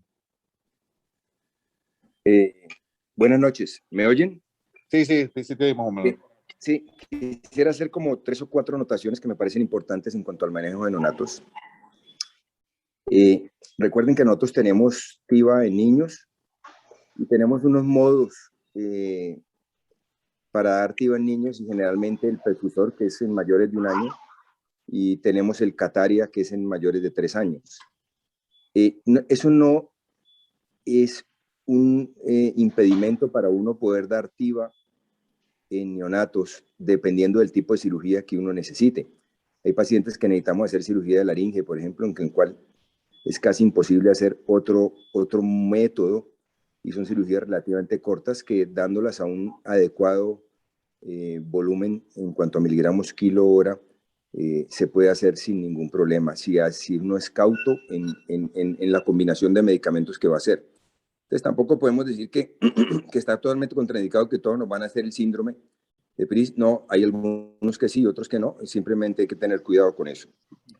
En cuanto a los ventiladores, yo pienso que debemos pensar definitivamente más en grande, como tenemos en otras clínicas, que todos nuestros ventiladores tienen todos los modos ventilatorios que nos permiten dar ventilación por presión con volumen garantizado, de manera que ya no nos podemos, eso de pronto de traer el ventilador, que era lo que hacíamos hace unos 15 años en el hospital universitario. Yo creo que debemos es mejorar el tipo de máquinas, porque ya casi todas las máquinas nuevas tienen todos esos modelos ventilatorios que nos permiten dar una adecuada anestesia. Yo generalmente, cuando voy a la unidad neonatal por un niño, y si el niño está intubado y me lo toque bajar, yo siempre pregunto, y yo creo que es algo que uno debe hacer como anestesiólogo. No te lo hagan así, es una pelada de 13 años. ¿Aló? Por favor. Uno debe averiguar qué modo ventilatorio tiene el paciente, en cuanto a qué frecuencia respiratoria está, qué presión pico, todo eso lo tiene que averiguar uno, para uno basarse en eso en el inicio de su anestesia, para poder poner los modelos. Obviamente lo de la temperatura, pues es obvio. Yo creo que hoy en día, que era lo que nosotros sufríamos hace muchísimo tiempo, hoy en día no tenemos problemas con la hipotermia en los niños, porque todos nuestros niños van con control de temperatura, de manera que casi que salen perfectos en ese sentido. Y lo último que quería decir es sobre los tubos. Pues en niños muy pequeñitos utilizamos tubos sin balón, pero casi en la mayoría de las veces estamos utilizando ya tubos con balón. Lo importante es que, lo que yo le aconsejo a los residentes cuando están conmigo, es que no inflemos ese balón, o utilicemos aparatos para medir la presión que tiene ese tubo en caso de que tenga que inflarse, para que no haya sobrepresión y no nos pasemos de 20 o 30 milímetros de mercurio. Entonces, todas son cositas de seguridad que hacen que se suman para que nosotros, cuando estamos dando una anestesia en neonatos, estos eventos salgan bien y adecuadamente. Obviamente, no debemos seguir pensando que con esas máquinas que no tienen esos modos ventilatorios podemos dar anestesia hoy en día, sino que realmente debemos hacer como una exigencia para que nos den nuevas máquinas, que la mayoría de las máquinas tienen todos sus sistemas ventilatorios. Y pues felicitar por la charla, realmente es muy buena y muy adecuada. Muchas gracias. Sí, de acuerdo. Y ya que estamos con el grupo de neonatos, yo creo que pues no solamente quedarnos con la máquina que se va a optimizar por parte de la universidad y el quirófano. Cada vez estamos haciendo niños más complejos. El grupo de cirugía pediátrica como tal está, podríamos decirlo, que optimizándose y está haciendo casos bien grandes. Entonces podríamos, entre departamentos, solicitar que tengamos por lo menos otro quirófano más, ya por hospital, con toda la dotación adecuada para dar este tipo de niños. Y más que aquí hay unidad neonatal y tenemos urgencias neonatales, y las estoy viendo cada vez con una mayor frecuencia. Gracias, Juanma, por tus comentarios. Aquí hay una pregunta para la doctora.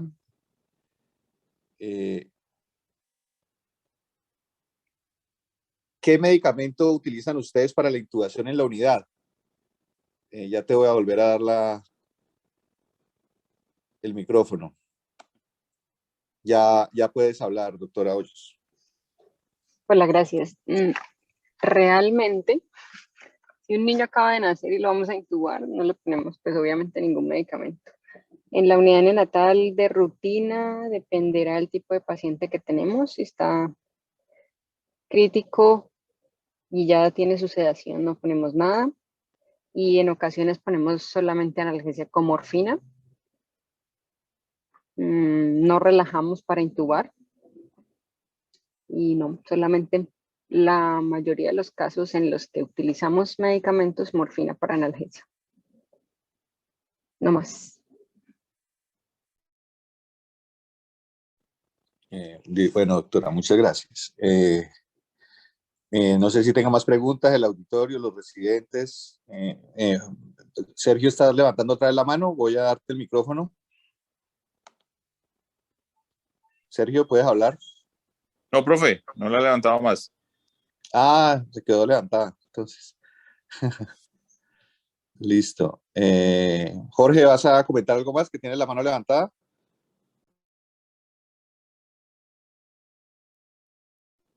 No.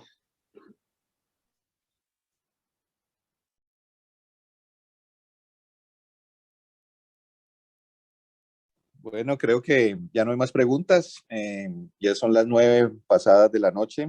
Damos por terminada entonces la actividad académica del día de hoy. Lo último, las ponencias que los residentes presentaron para el simposio de residentes que van a tener ahorita en octubre en la elección inicial, todas fueron aceptadas. Felicitaciones nuevamente para el grupo de residentes con el simposio nacional de residentes que tienen ahorita el próximo mes. Las 4 o 5 ponencias que llevaron las van a presentar. Esperamos, pues, como siempre, que traigan muchos premios.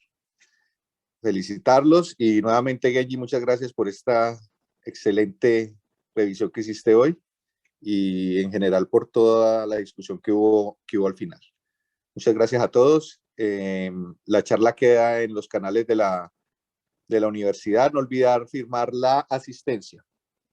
Que estén muy bien.